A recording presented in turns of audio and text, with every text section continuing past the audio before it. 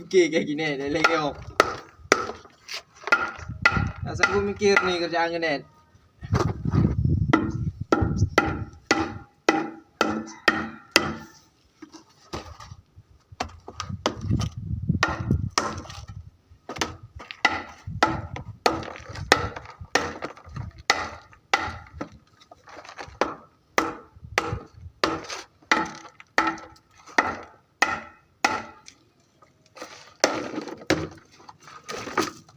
Gini cara nyucinya ya, tutorial nyuci semen.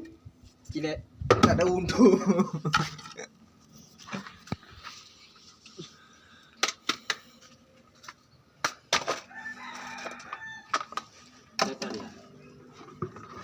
Satu lagi.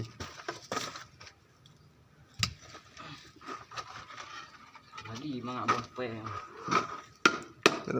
Jangan sampai timbanya pecah tuh. Samping dulu dipukul-pukul.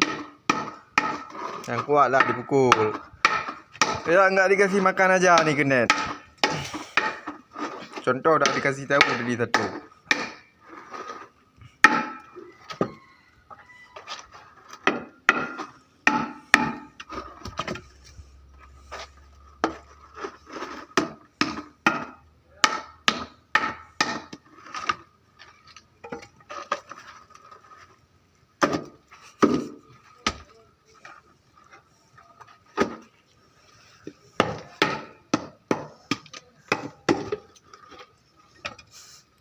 Kue bolu. Siapa mau?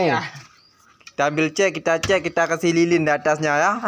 Ya, ini dikasih lilin nih. Ini buah ulang tahun Kinet yang ke-70-an.